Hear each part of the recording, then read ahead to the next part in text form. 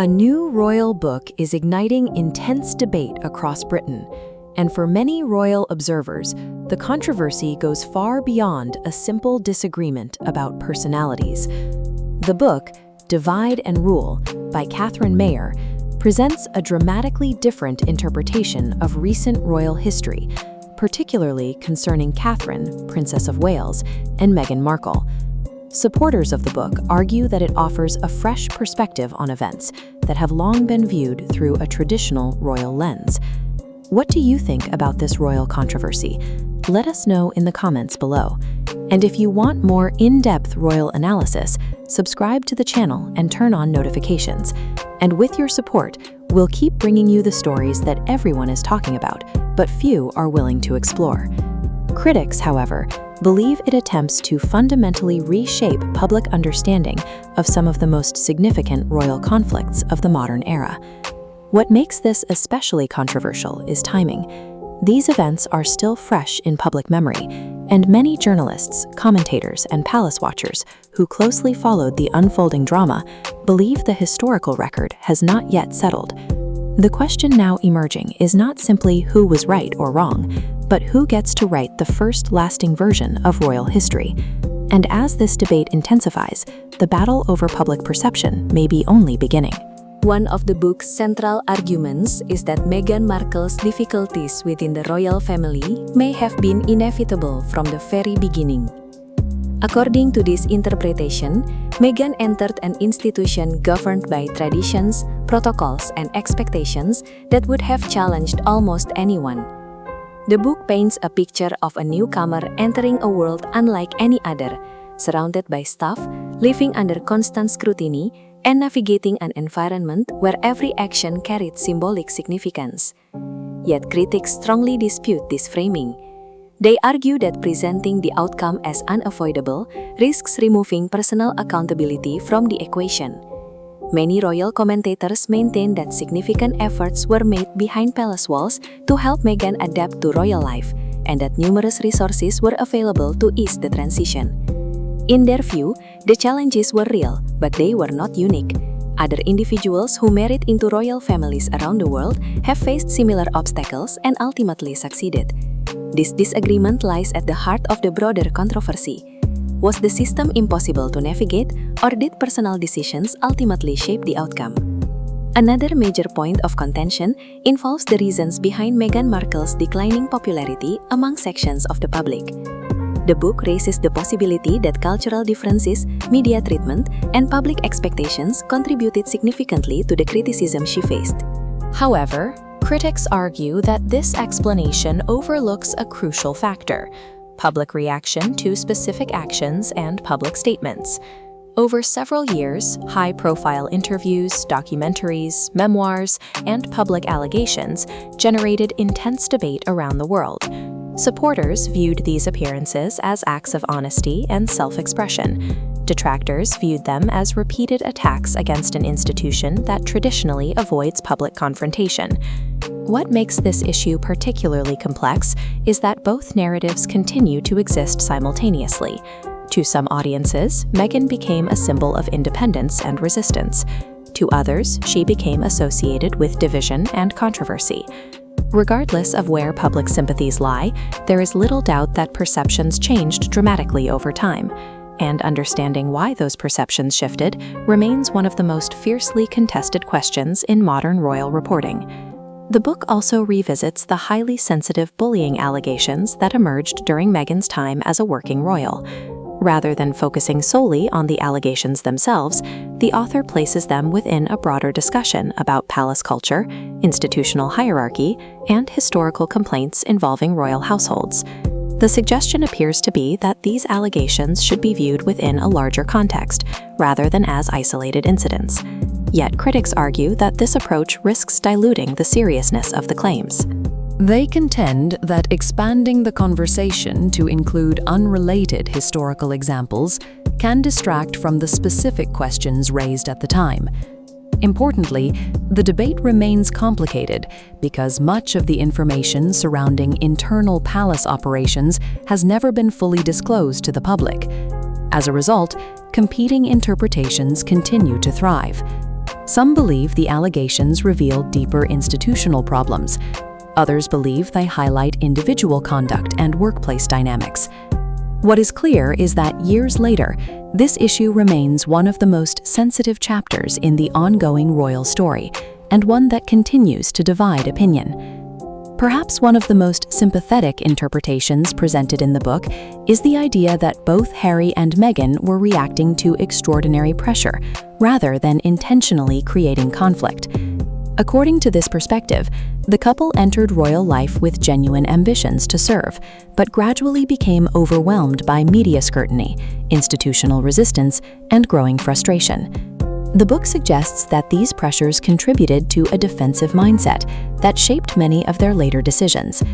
Critics, however, challenge this interpretation. They argue that it understates the degree of personal agency involved and overlooks the consequences of choices made after stepping back from royal duties.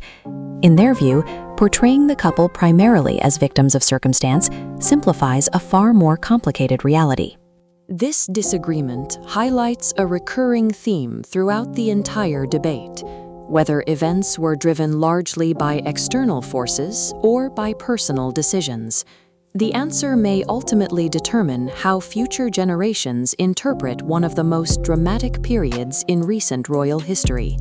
And as competing narratives continue to emerge, the struggle over that legacy remains far from settled. Few comparisons in modern royal coverage generate as much controversy as the ongoing effort to place Meghan Markle alongside Princess Diana. The book argues that Meghan, much like Diana before her, became a misunderstood figure caught between personal conviction and institutional expectations. It suggests that public hostility toward Meghan may one day be viewed through a different lens, just as perceptions of Diana evolved over time. But critics strongly reject this parallel. They argue that while both women faced extraordinary media attention, the circumstances surrounding their experiences were fundamentally different. Diana's relationship with the public was built over many years of royal service, charity work, and deeply personal struggles that unfolded in full view of the world. Meghan's journey, by contrast, became defined by a much shorter period within the institution, followed by a highly public separation from it. Supporters of the comparison see similarities in media treatment. Opponents see entirely different stories. Decades after Diana's passing, her legacy remains so powerful that any attempt to draw parallels inevitably sparks fierce debate. To support its argument, the book points to moments when Princess Diana herself faced criticism from sections of the British press. The implication is that even Diana, now remembered as one of the most beloved women in modern history, was once the target of harsh commentary and negative headlines. That observation is factually true to a degree. Diana's final years included growing scrutiny, increasing controversy, and a complicated relationship with parts of the media. However, critics argue that highlighting isolated examples risks creating a misleading picture of broader public sentiment. Despite controversies, Diana maintained an extraordinary connection with millions of people around the world. Crowds gathered wherever she went. Her humanitarian work attracted international admiration. Her ability to connect emotionally with ordinary people remained largely unmatched. For many observers, the distinction is crucial. They argue that criticism from certain newspapers did not reflect widespread public rejection. As a result, attempts to portray Diana and Meghan as victims of identical circumstances continue to encounter significant resistance from those who believe the historical record tells a very different story. Another major issue raised by critics concerns the portrayal of Prince Harry's influence during the years leading up to the Sussexes' departure from royal life. The book presents Harry and Meghan as partners whose reactions to events often mirrored one another, suggesting shared instincts and shared frustrations. Yet some royal commentators believe this interpretation oversimplifies a far more complicated dynamic. They point to Harry's earlier public image, which for many years was associated with loyalty to the institution despite occasional frustrations. From this perspective, the dramatic shift that followed his marriage raises questions about how much influence different factors may have had on his decisions. Supporters of Harry argue that he simply reached a breaking point after years of pressure. Critics believe other influences played a significant role in accelerating the conflict. What makes this debate so difficult to resolve is that much of the truth remains known only to those directly involved. And as long as that remains the case, competing narratives about Harry's motivations are likely to continue shaping public discussion for years to come. Throughout the book, there is a clear effort to encourage readers to reconsider how Meghan Markle is viewed in the broader context of royal history. Rather than presenting her primarily as a controversial figure, the narrative explores the possibility that she may eventually be seen as someone who challenged established systems and paid a heavy personal price for doing so. This perspective aligns with a growing trend among some commentators who view Meghan through the lens of institutional resistance and cultural change. Yet, critics argue that such interpretations often overlook why public opinion became divided in the first place. They contend that disagreements surrounding Meghan did not emerge from a single event, but from a series of highly public moments that shaped perception over time. To them, any reassessment of her legacy must also address those moments directly, rather than treating criticism as merely a product of misunderstanding. The result is a fascinating clash between two very different visions of history, one focused on systemic pressures, the other focused on individual choices. What makes this book especially significant is not merely what it says about Meghan or Catherine, but what it represents in the broader struggle over royal history itself. Every major royal controversy eventually enters a new phase. First come the headlines, then come the documentaries, after that come the biographies, memoirs, and historical analysis that attempt to define how future generations will understand what happened. Many observers believe that phase is beginning right now. The competing interpretations surrounding Meghan, Harry, Catherine, and the wider monarchy are no longer simply media debates. They are gradually becoming part of the historical record. That is why reactions have been so intense. For some readers, this book offers a necessary challenge to conventional wisdom. For others, it represents an effort to reshape events before the facts have fully settled. Either way, one thing is becoming increasingly clear. The battle over what happened behind palace doors may be entering a completely new chapter, and the outcome could influence royal history for decades. As controversial as the book's portrayal of Meghan may be, its depiction of Catherine, Princess of Wales, has arguably generated even stronger reactions.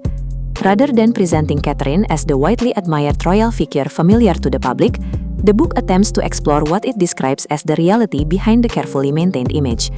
According to the author, Catherine's public persona is not simply the product of personality, but also of discipline, strategy, and careful image management. Critics, however, argue that this interpretation misunderstands one of the very qualities that made Catherine so popular in the first place. They contend that restraint, caution, and consistency are not evidence of manipulation, but characteristics that have defined successful royal figures for generations. In an age dominated by social media oversharing, Catherine's refusal to constantly explain herself has often worked in her favor. Yet the book suggests that beneath the calm exterior exists a far more calculating figure. Whether readers accept that conclusion may depend entirely on how they already view the monarchy. But what is undeniable is that the narrative challenges one of the most established public images in modern royal life. One seemingly minor interaction described in the book has attracted outsized attention. The author recalls meeting Catherine and attempting to engage her in a conversation about art, a subject Catherine studied at university. According to the account, Catherine offered cautious, non-committal answers and declined to elaborate on her personal artistic preferences. The book presents this moment as evidence that Catherine was intentionally guarded and perhaps even reluctant to reveal too much about herself. Critics interpret the exchange very differently. They argue that Catherine's response reflects a trait she has demonstrated throughout her public life: extreme caution when speaking to journalists. For years, every comment, gesture, and expression associated with Catherine has been scrutinized by international media. In that environment, careful communication becomes less a strategy and more a survival mechanism. What one observer sees as evasiveness, another sees as professionalism. And this difference in interpretasi reveals a larger truth about royal reporting itself. Often, the same moment can generate entirely different conclusions depending on the assumptions brought into the story. Perhaps the most debated assertion in the book is the suggestion that Catherine possesses a private coolness that contrasts with her warm public image. The author implies that while Catherine appears approachable and cheerful in public, she may be far more reserved behind palace walls. To some readers, this observation seems unremarkable. Public figures often behave differently in private settings than they do during official engagements. Yet critics argue that the suggestion is presented in a way that encourages readers to question Catherine's authenticity. They point out that after more than 2 decades in the public eye, remarkably few credible reports have emerged describing consistent negative behavior from Catherine towards staff, colleagues, or royal associates. In fact, much of her reputation has been built upon accounts describing patience, professionalism, and stability. Of course, no public figure is perfect, but critics maintain that transforming ordinary privacy into evidence of hidden ambition risks creating a narrative unsupported by substantial evidence. And that concern lies at the center of the growing backlash against the book. One of the most fascinating aspects of the debate is the question of why Catherine continues to enjoy such strong public support. Critics of the book argue that the answer is actually quite simple. Throughout her years within the royal family, Catherine has consistently embraced a supporting role rather than attempting to dominate the spotlight. Her focus has largely remained on family, charitable work, and supporting Prince William's future responsibilities as heir to the throne. In many ways, this approach mirrors successful royal consorts throughout history, figures who strengthened the institution through stability rather than personal ambition. Supporters view this as one of Catherine's greatest strengths. Detractors sometimes interpret it as carefully managed image building. Yet, regardless of interpretation, public opinion surveys have repeatedly shown strong levels of trust and admiration toward the Princess of Wales. In a period marked by unprecedented scrutiny and division, that consistency has become one of the defining features of her public standing. Ultimately, the controversy surrounding this book extends far beyond individual personalities. At its core lies a much larger question about power, history, and public memory. Who decides how major events are remembered? Is history shaped by those who experience it, those who report it, or those who later reinterpret it? The book attempts to challenge what it sees as established narratives surrounding Meghan Markle and Catherine. Its critics argue that it replaces one form of bias with another. What makes the debate so intense is that both sides believe they are defending the truth. One side sees an effort to correct historical imbalance. The other sees an effort to rewrite events before enough time has passed for objective judgment. And as more books, documentaries, interviews, and investigations emerge, the struggle over these competing versions of royal history is likely to intensify rather than fade. The story, it seems, is far from over. So, where does the truth really lie? Was this book a necessary re-examination of modern royal history? Or does it represent the first major attempt to reshape public memory of one of the monarchy's most turbulent chapters? For some, Meghan Markle remains a misunderstood outsider whose story deserves greater sympathy. For others, Catherine, Princess of Wales, represents the very qualities that have helped preserve stability during a period of extraordinary upheaval. What is certain is that history is rarely settled in real time. It evolves through competing voices, conflicting interpretations, and endless public debate. And perhaps the most important question is not whether one side wins the argument today. It's which version of the story future generations will ultimately believe. Because behind every crown, every headline, and every carefully crafted public image, there may still be truths that remain hidden from view. And this royal debate is only just beginning.